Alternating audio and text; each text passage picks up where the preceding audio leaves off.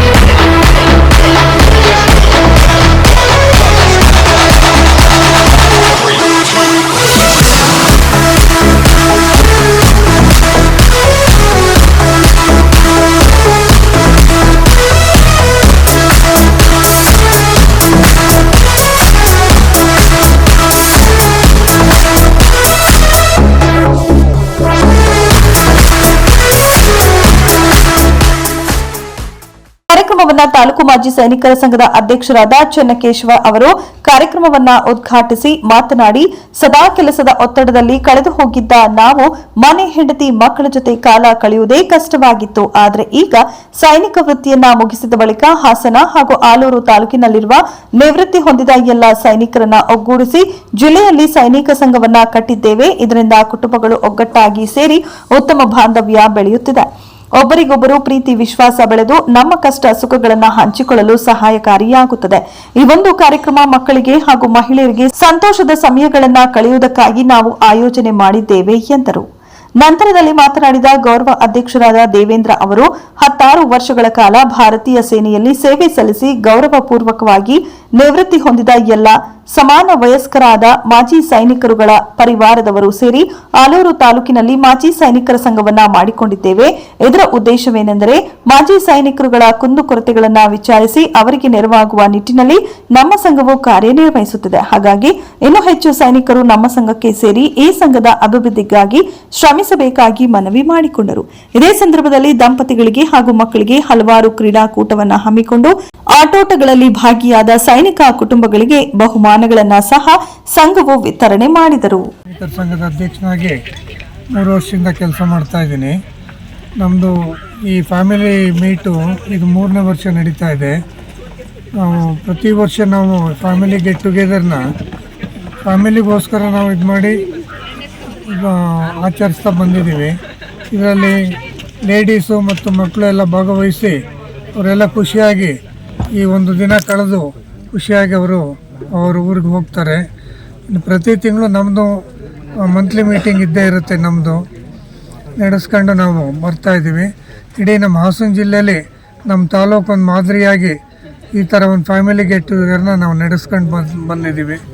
ಹಾಗಾಗಿ ಇದು ಇನ್ನು ಮುಂದೆ ಎಷ್ಟು ಜನ ಇದ್ದೀರಿ ಸರ್?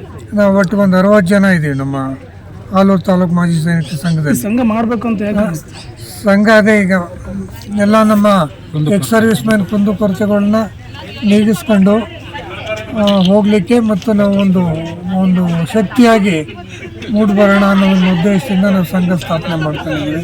ನಮ್ಮ ಸಂಘ ರಿಜಿಸ್ಟರ್ ಆಗಿದೆ ಅಂತ ಹೇಳ್ತಾ ರಾಯಕೊಪ್ಪಲು KPS ಶಾಲೆಯಲ್ಲಿ ಈ ಸರಿ ಗಣರಾಜ್ಯೋತ್ಸವ ನನ್ನನ್ನು ಕರೆದು ನನಗೆ ಮಾಜಿ ಸೈನಿಕ ಅಂತ ಸನ್ಮಾನ. ನಾನು ಆಲೂರು ಮಾಜಿ ಸೈನಿಕರ ಸಂಘದ ಗೌರವ ಅಧ್ಯಕ್ಷರಾಗಿದ್ದೀನಿ.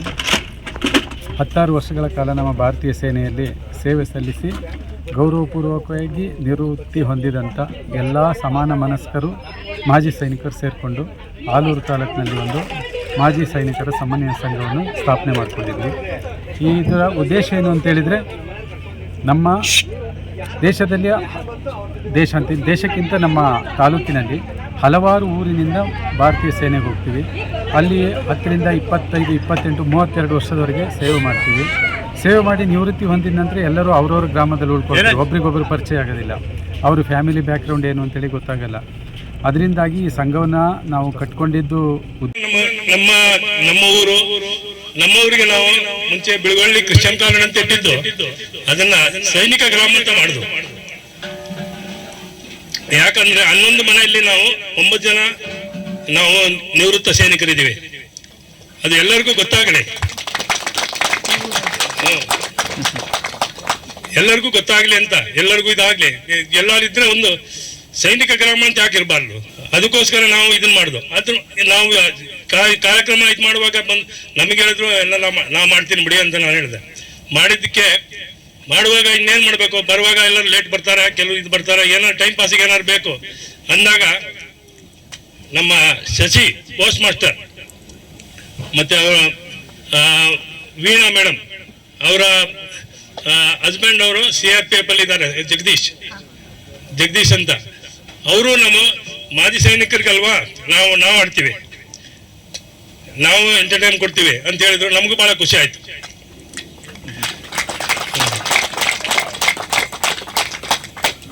ಹಾಗೇನೆ ಸನ್ನಿವೇಶಗಳನ್ನ ಕೇಳಿದ್ರೆ ನಮಗೇನೆ ನಾವು ನೆನಪು ಮಾಡ್ಕೊಂಡೇನೆ ಅದು ರೋಮಾಂಚನಕಾರಿ ಆಗುತ್ತೆ. ಅದಕ್ಕೋಸ್ಕರ ನಾವಿಲ್ಲಿ ಸೇರಿದೀವಿ ಅಂದ್ರೆ ಕೆಲವೊಂದು ವಿಷಯಗಳನ್ನ ಹಂಚ್ಕೋಬೇಕು. ಕೇವಲ ಬರೀ ನಮ್ಮ ಈ ಒಂದು ಕಾರ್ಯಕ್ರಮ ಜೊತೆಗೆ ಅದನ್ನು ಮುಂದೆ ಕೆಲವರ ಅನಿಸಿಕೆಗಳನ್ನ ಇಲ್ಲಿ ವೇದಿಕೆಯಲ್ಲಿ ಬಂದು ಹಂಚ್ಕೊಳ್ಳೋದ್ರಿಂದ ನಾವು ನಮ್ಮ ಸೇನಾ ಅವಧಿಯಲ್ಲಿ ಎಷ್ಟೊಂದು ಕಷ್ಟಪಟ್ಟು ಆ ದಿನಗಳ ಕಳೆದು ಬಂದಿರ್ತೀವಿ ಅನ್ನೋದು ನಮ್ಮ ಕುಟುಂಬದ ಹೆಂಡತಿಯರು ಮತ್ತು ಮಕ್ಕಳಿಗದು ಮನವರಿಕೆ ಆಗ್ಬೇಕು. ಕೆಲವರು ಬರೀ ನಾವು ನಮ್ಮ ಎಷ್ಟೋ ಕಷ್ಟ ದಿನಗಳನ್ನ ಹೇಳ್ಕೊಂಡೇ ಇರೋದಿಲ್ಲ. ನಮ್ಮ ಮನೆಯಲ್ಲೂ ಅಷ್ಟೇ ಕೆಲವೊಂದು ಸನ್ನಿವೇಶಗಳಲ್ಲಿ ಮಾತ್ರ ನಮಗೆ ಈ ಒಂದು ಅವಕಾಶ ಸಿಕ್ಕುತ್ತೆ. ಆದ್ರೆ ಎಷ್ಟೊಂದು ನಾವು ದೇಶಕ್ಕೋಸ್ಕರ ಅಲ್ಲಿ ನಮ್ಮ ಪ್ರಾಣವನ್ನೇ ಮುಗಿಲಾಗಿಟ್ಟು ಬಂದಿರ್ತೀವಿ ಅಂತ ನಮ್ಮ ಕುಟುಂಬದವ್ರಿಗೆ ಗೊತ್ತಿಲ್ಲ. ಚಪ್ಪಾಳೆ ತಟ್ಟಣ, ಪ್ರೋತ್ಸಾಹ ಮಾಡೋಣ ಮಕ್ಕಳಿಗೆ.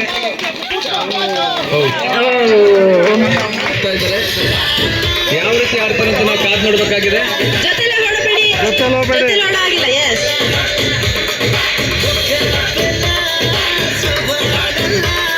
ನೋಡ್ಬೇಕು ಮಕ್ಕಳು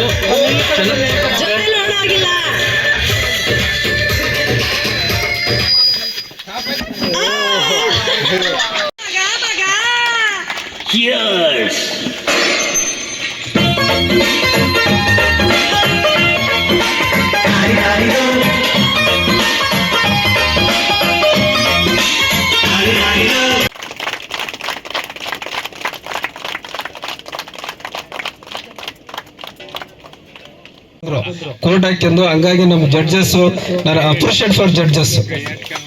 ಸ್ವಲ್ಪ ಟರ್ನ್ ಔಟ್ ಚೇಂಜ್ ಆಗಿದ್ರೆ ಹೋದ್ಸಲ ಸೆಕೆಂಡ್ ಪ್ರೈಸ್ ಹೊಡ್ಕೊಂಡಿದ್ರೆ ಈ ಥರ್ಡ್ ಪ್ರೈಸ್ ಅಲ್ಲ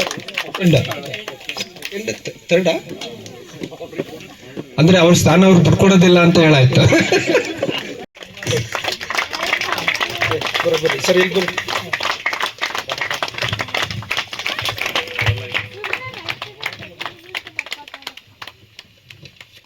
ಸೊ ಅದೇ ರೀತಿ